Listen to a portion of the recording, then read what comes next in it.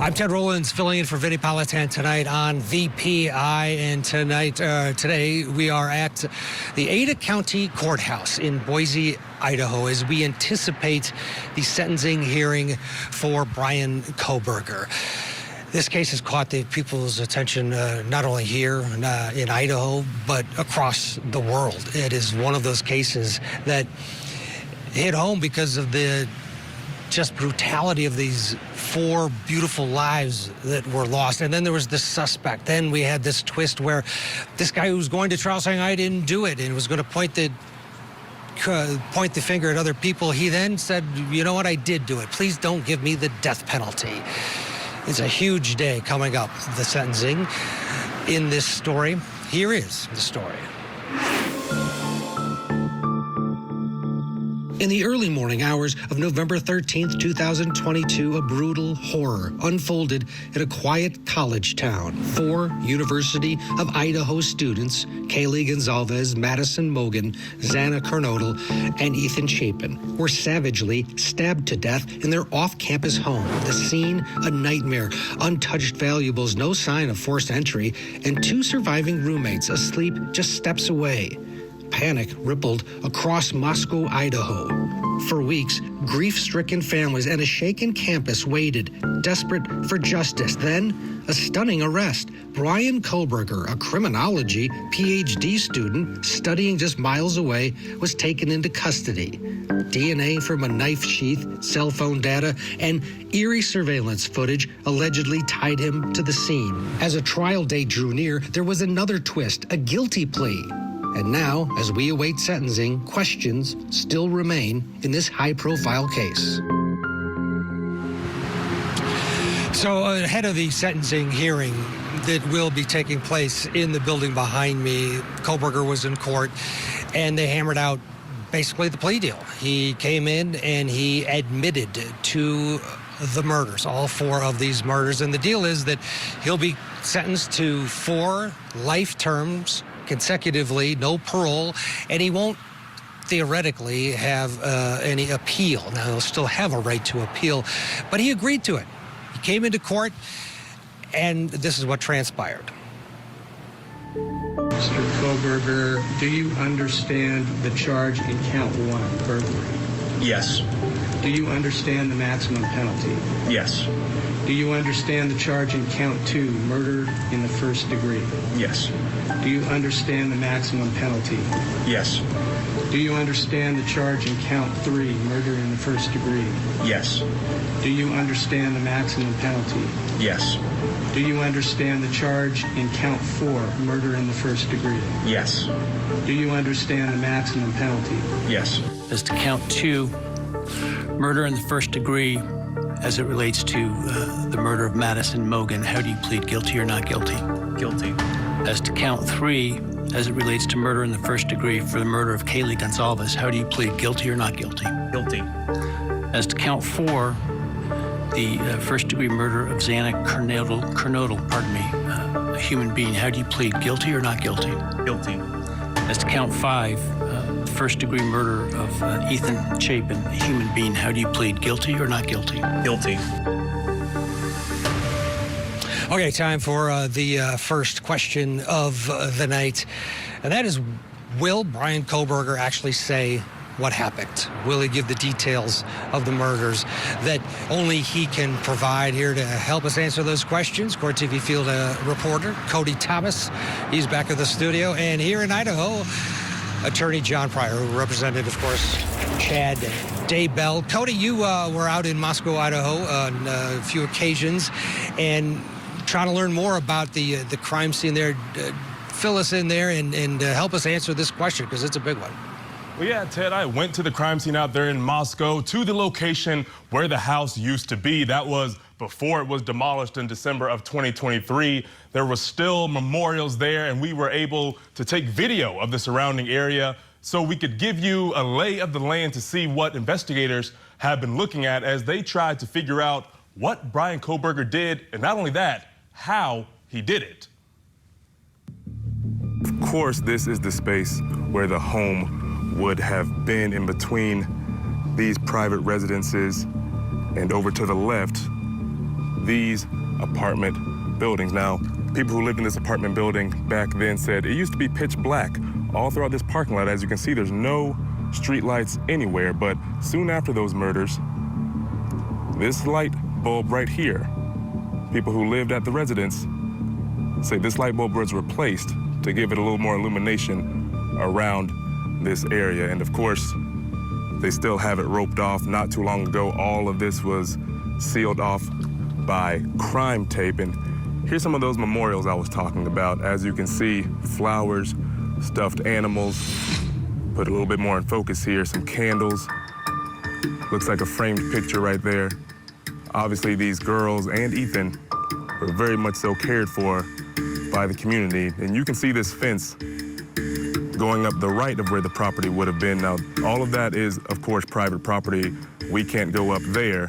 And likely that Bryan Kohberger could not have gone up there either if he did commit these crimes. But we want to take you up this hill right here to this back parking lot to where his car, that white Elantra that's reported on in the court documents, may have been parked that night. At one point in time when the house was here, outside of these trees, it did provide a pretty clear look into the side windows of some of those bedrooms of the house, and even a peek into the kitchen on the second floor where the crimes allegedly happened. Up here is the back parking lot to those apartments, and as I pan to the left, you can see that it also leads right to where the back of the King Road house where the victims lived at the time. Now, of course, the leaves are a little grown up now, but in November when it was a little cold, the leaves are off the trees, provided a clear view right into the back windows of some of those bedrooms and a super clear view of the kitchen, those glass sliding doors leading to the second floor that could have provided access inside the house. Remember that police reported there was no signs of forced entry into the home once they arrived.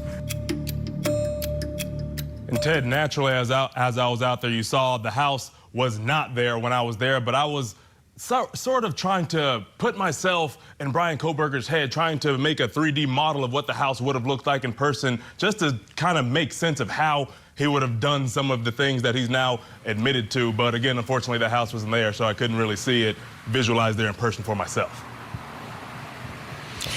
Yeah, and let's face it, nobody knows, right? The only person in his head is him, and people would love if he would be candid and explain, because this is the hardest part. Why would you take these 4 beautiful lives? And even the president, Cody, commented on this case. Yeah, that's right, Ted. President Donald Trump commented on the case on his social media platform, Truth Social. He said, quote, Bryan Kohberger, who was responsible in Idaho for the deaths of 4 wonderful young souls, has made a plea bargain deal in order to avoid the death penalty. These were vicious murders with so many questions left unanswered. The wildlife imprisonment is tough. It's certainly better than receiving the death penalty. But before sentencing, I hope the judge makes Kohberger, at a minimum, explain why he did these horrible murders. There are no explanations. There is no nothing. People were shocked that he was able to plea bargain, but the judge should make him explain what happened. Thank you for your attention to this matter. That's what he said, Ted. That was the end of the quote. All right, Cody Thomas, thank you, John Pryor. This judge, you know him, and he runs a tight ship here in his courtroom. Does he have the authority to step in and ask for what the President of the United States is asking him to do, and that is for him to question Kohberger about what happened? The judge can ask Bryan Kohberger what happened. Now, whether Bryan Kohberger responds is the big question, and I don't know whether his attorneys will limit what Bryan Kohberger has to say, but the judge clearly has the authority. It's Judge Hippler's court. Judge Hippler can run the court as he sees fit. Again, the question is whether Mr. Kohberger is going to answer, because, quite frankly, what does he have to lose? The death penalty's off, and in all likelihood, he's going to get 4 life sentences. So is the judge going to punish him more if he doesn't say anything? I doubt it, because he's going to get the 4 life sentences. So I'm unfortunately, for the sake of those 4 children, I think everybody's going to be a little disappointed. that you don't think he's going to say anything, but he's a guy that studied serial killers. He, was a criminology major at Washington State University, but before that he studied under Dr. Catherine Ramsland, who has basically gone to great lengths to try to get into head of some of these serial killers over the years. And here's what she told Nate Eaton on, or Brian Eaton on News about her recollection of Kohberger. She said he was a great student. Take a listen. I met him in the fall of 2018 when he came to DeSales University. He had an associate's degree, and he was going to get into our 4-year program as a psychology major. He selected the forensic track, which made him an advisee for me because I managed the forensic track. And he was also in my class that semester. He seemed like eager to be in the classroom. He was polite. He was respectful, intense, and curious. And there was no reason for me to think that he was anything other than someone who was really interested in this potential career. There really weren't any red flags. He was always really quite respectful and grateful. He would thank me for things. He was attentive. He would do the work. I didn't have any concerns. I think it was 4 classes that you taught him in. What were those classes? There were 3 undergraduate courses in the forensic track that I taught, and he was in all of them. Well, one was Introduction to Forensic Psychology. Another was my death investigation class, which was called Psychological Sleuthing. And the third one was called Dangerous Minds, the Psychology of Antisocial Behavior. And then he got into the graduate program in criminal justice for a master's degree, and he took a course with me called Behavioral Criminology.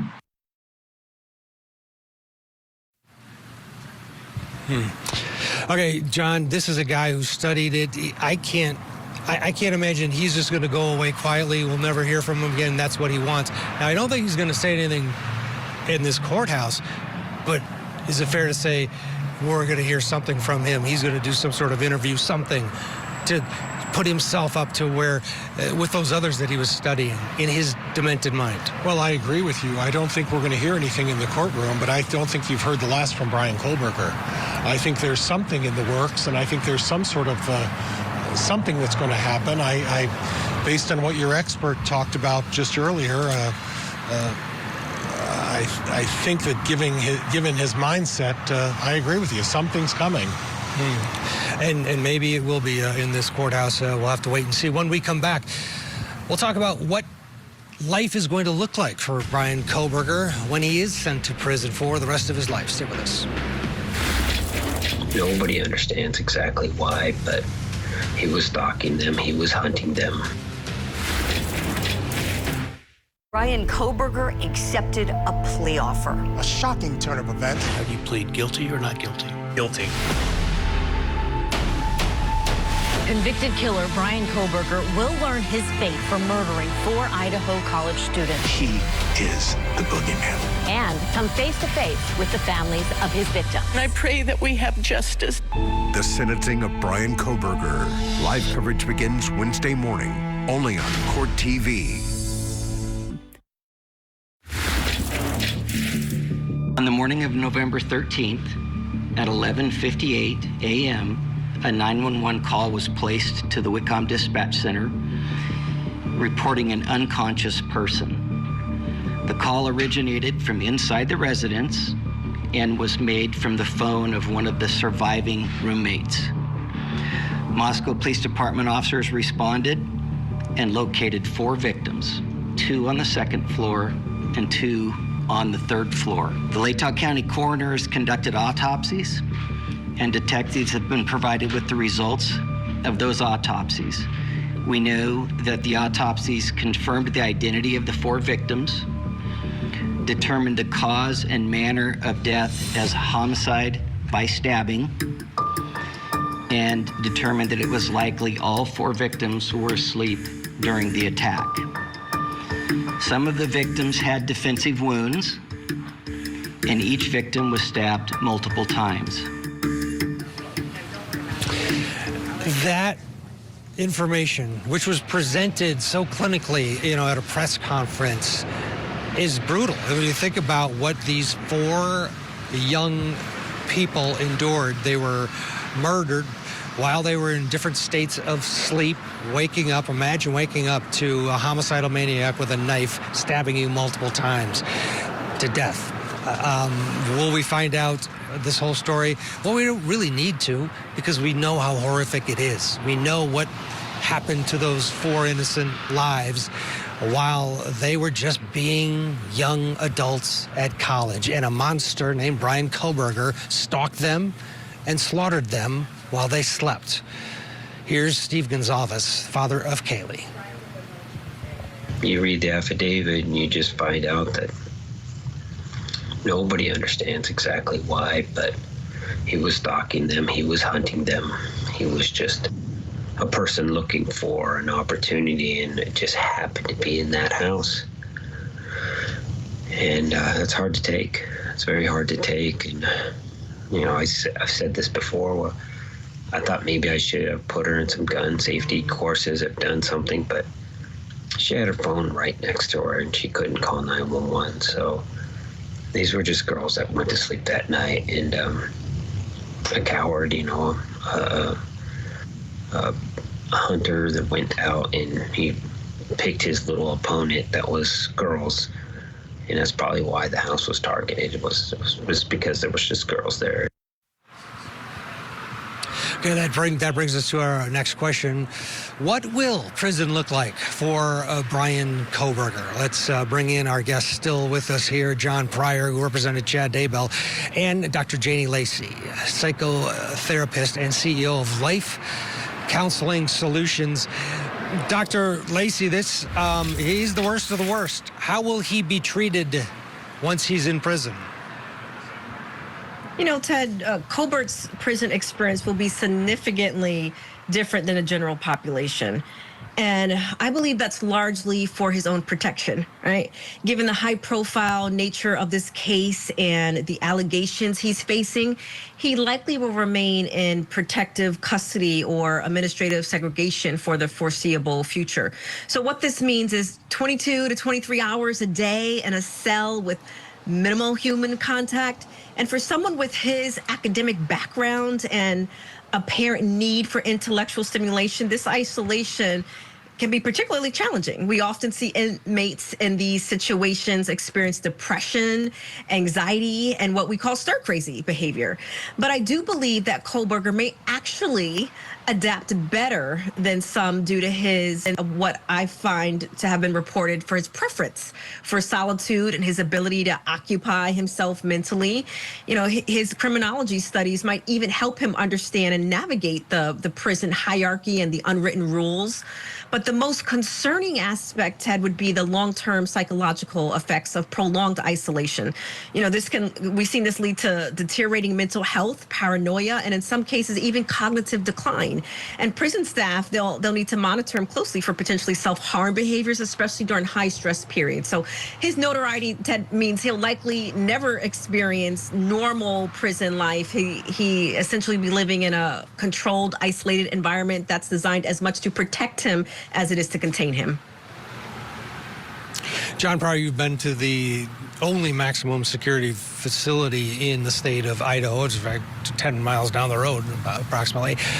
That's where death row is. That's where Chad Daybell is and 7 other members of death row. He won't be on death. He'll be in a different section. But give us a sense of what that facility's like and the the tone of it, and what's he going to be enduring day to day, Kohberger. Well, I think Dr. Lacey pointed out the obvious, is that he's going to be in isolation. He's going to get 23 hours a day where he's going to be locked up. He's going to be limited with contact. And, I don't know that anybody ever adapts to not having access to human interaction. And I agree with her that there's going to be some emotional and issues in dealing with that. But quite frankly, I think he's a big target. And I think that for his own safety, they're going to keep him in segregation because they're going to have to. So his experience is going to be a little different than maximum regular population and much different than death penalty or segregation. Dr. Lacey, victim families will say, good. I hope he always a horrible time every day in that institution. And they're not wrong for saying that, are they? Well, of course, right? Someone who has committed such a heinous crime and those victims are not here. So, of course, people would want him to suffer. But also, Ted, we've also seen criminals also thrive, right? Writing books or having fan mails and these types of things because of the notoriety of their cases. So I would believe that would not surprise me if we also see that side of him being behind prison walls, that there may be fan clubs, there may be people writing him letters. As sick as that may sound, we have a lot of evidence of previous cases where they almost become more popular with certain types of people or trying to write books or interviews, depending on the system that he'll be in, what is allowed. So, of course, we would want to see him suffer, but we also seen some past criminals become famous for who they are. Oh, yeah. Well, he's already surpassed that. He's already famous. He won't be able to profit, but he absolutely will get a lot of attention. Doctor, thank you. John's going to stick around with us. We're going to get a break. Up next, what was the motive? That's our next question. Stay with us.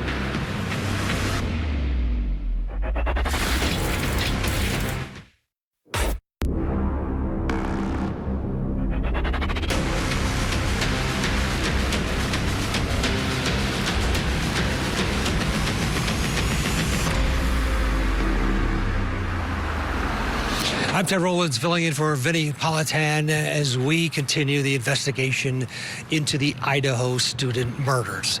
A case that has touched so many people around the world. A case that at the core it's all about the victims. These 4 innocent, young college students, just being college students in their early 20s, enjoying life and each other's company. They had a wonderful life together in a small town in Moscow, Idaho, all taken away by a homicidal maniac who came in the dark of night with a knife and butchered them all. We're getting ready for the sentencing of Bryan Kohberger here in Boise, Idaho. Here is the story. The investigation into the University of Idaho murders unfolded like a grim thriller marked by silence, shadows, and relentless pursuit. On a cold morning in November of 2022, 4 students, Kaylee Gonzalez, Madison Mogan, Xana Kernodle, and Ethan Chapin, were slaughtered in their home as they slept. The killer vanished without a trace. The scene was chilling. No forced entry, untouched cash and electronics, and a bloody trail with no clear motive.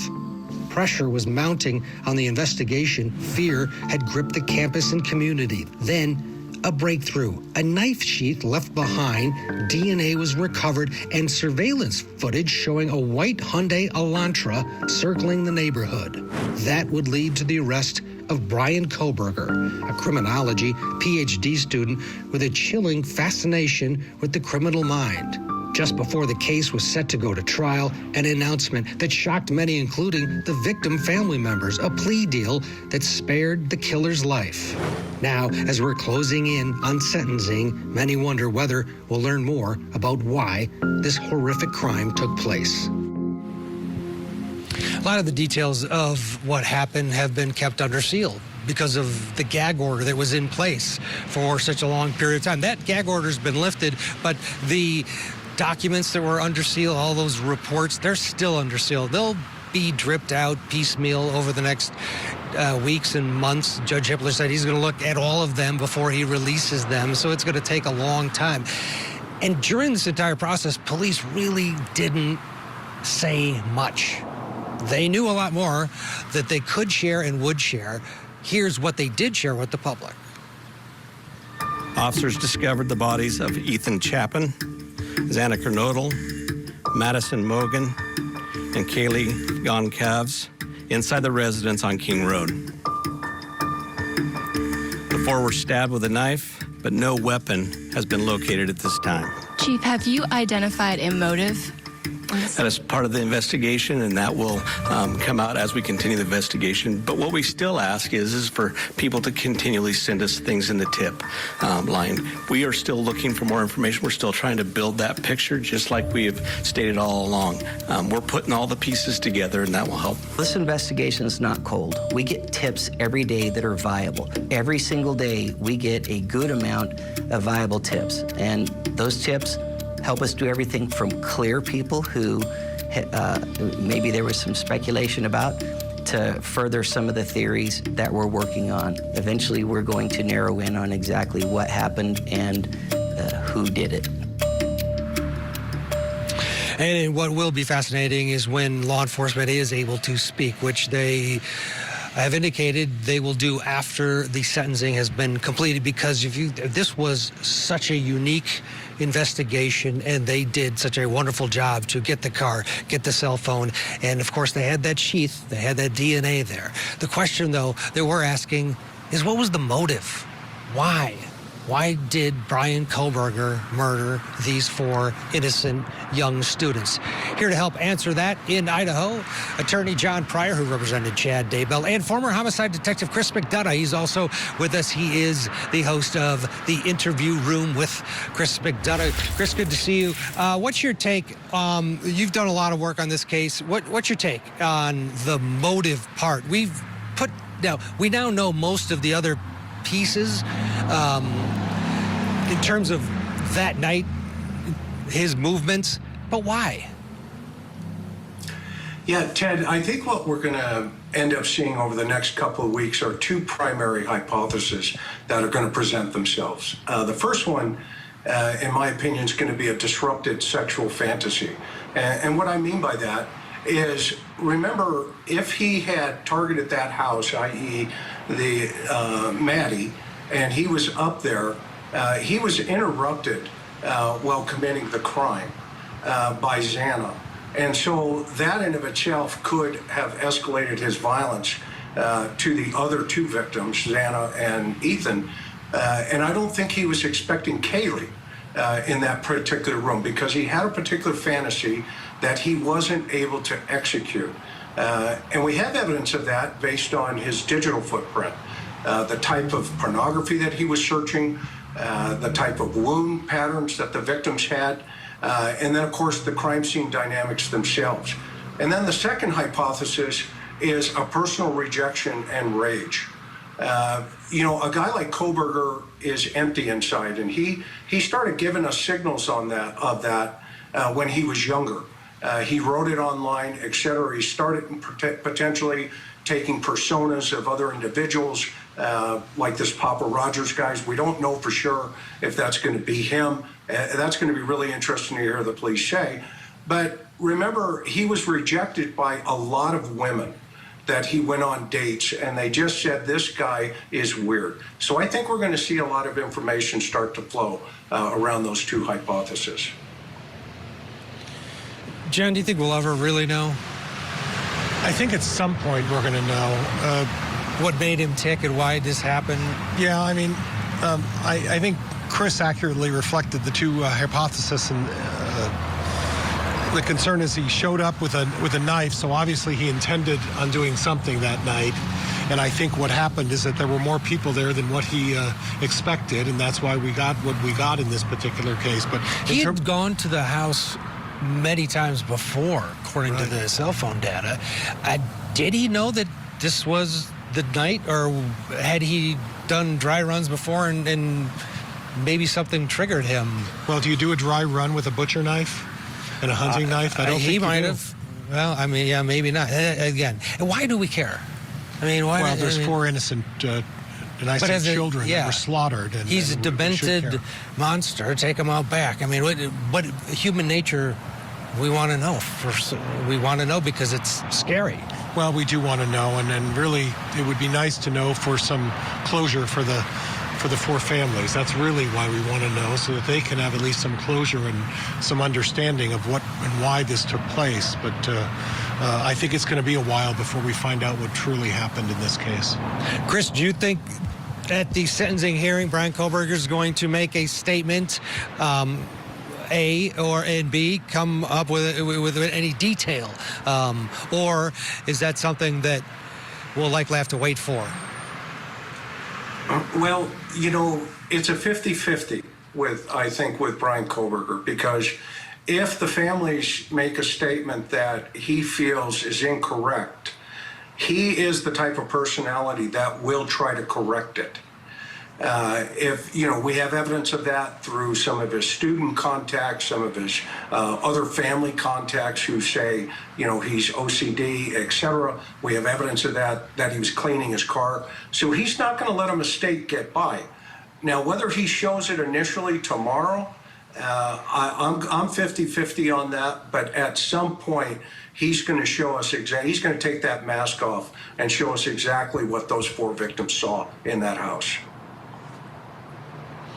Do family members, in your experience, they have an opportunity, they get to go face to face with their loved one's killer? Is it cathartic for them in your experience? Yeah, in my experience, I think it is. It's heart-wrenching, it's gut-wrenching, it's traumatic. I guess it provides them some opportunity for closure, but then once again, you know, I hope at some point these families get an explanation for what happened. I really do. I hope that at some point Bryan Kohberger says, you know, this is what was going on. And I think until that happens, the families are going to have a tough time. Chris, quickly, the plea, does that help move this process along in terms of possibly getting all of the information? You know, we would hope so, but I think, again, we go back to Bryan Kohberger feeling that he has all the power, dominance, and control, even over the family. So tomorrow's going to be a critical day for the families to deliver this message, and it's going to be interesting to watch his response, because he's not going to let too much away until he feels it's his time. Yeah. And this guy doesn't have a heart. I can't see him feeling bad or saying, hey, I just want to, whatever you guys want, I'll help you out with your journey of closure. I think he's on his journey, and he's sad that his journey was clipped short. He wanted to be a serial killer that we all talked about, and sadly, here we are talking about him. He's getting, on some level, exactly what he wanted. But tomorrow it is all about the family. We're going to get a break. Chris, thank you, as always. Still to come. Does a plea deal ultimately bring closure to the victims' families? That's the question. I know the answer. Stay with us. Thank you for all your dedicated, diligent, and tireless commitment to justice and the successful outcome reached today. Matriarch of the Adelson family gets arrested. Donna Adelson is facing charges of murder, the death of her former son-in-law, Dan Markell. Prosecutors say a bitter child custody battle was the motive for the murder-for-hire plot. Now that Donna has turned into a defendant, what's next for the Adelson clan? Now that the ship is really sinking fast, blood doesn't matter that much. The Matriarch Mastermind murder trial. Live coverage begins this August on Court TV. The death penalty, you support it, right? We definitely do. Yep, that's part of the reason we moved to Idaho. You know, we want a community that protects the most vulnerable, and that's something that if a father can't protect them, then you hope that the society is willing to step up and do the right thing. So that's what we're looking for. The ultimate form of justice is that.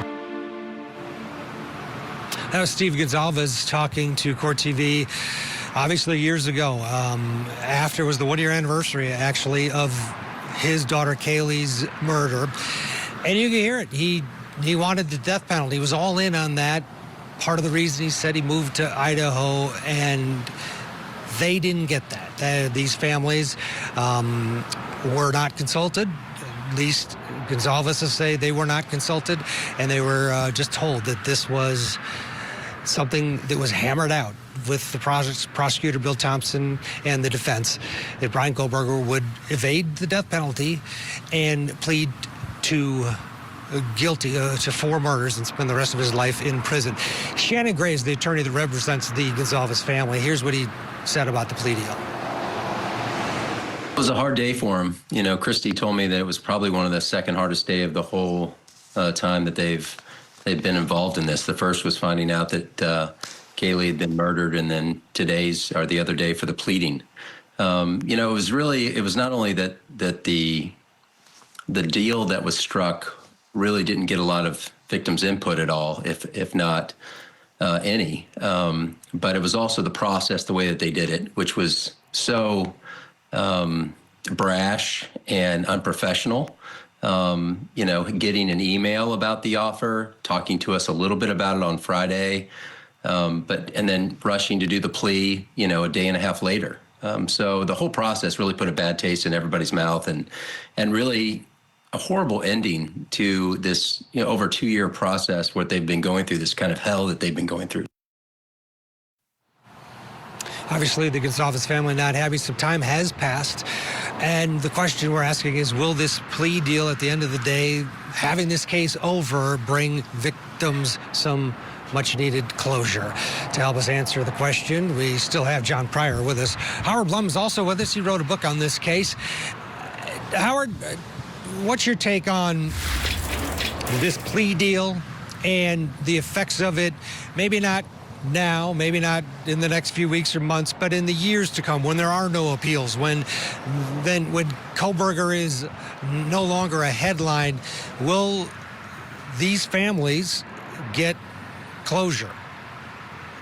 Years from now will not be any different, really, for these families as today, tomorrow, the day before. This is a story only about victims. And the way the prosecution, the state of Idaho handled this, I feel it was coolly expedient, a disgrace. All throughout this case, the honorable people of Idaho, the men in charge of this investigation, have tried to just move on from it. They tore down the murder house. They demolished it at the crack of dawn, thinking people would forget. Well, they're not going to forget. This case is going to remain in people's minds forever, especially the families of the victims. So this plea deal will just bring no sense of closure.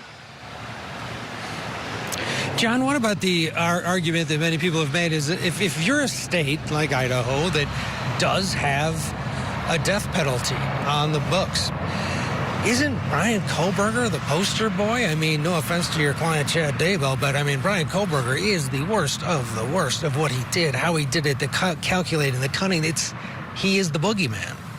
Well, the one thing that I think it's important to at least to discuss is that, Ann Taylor and Mr. Thompson, those are the folks that know this case better than anyone. And with Judge Hippler putting the gag order on, we really didn't know all of the facts. We didn't know all the information, and that's going to be done at Judge Hippler's discretion over whatever time he feels is appropriate. So we don't have all the information. We don't have all the evidence. I can't read into Bill Thompson's mind. I can't read into Ann Taylor's mind. And, it seems unfortunate that the families were not notified to the extent that they needed to be notified. But, again, only the two attorneys really know why this was done. And hopefully at some point there'll be some discussion to that effect.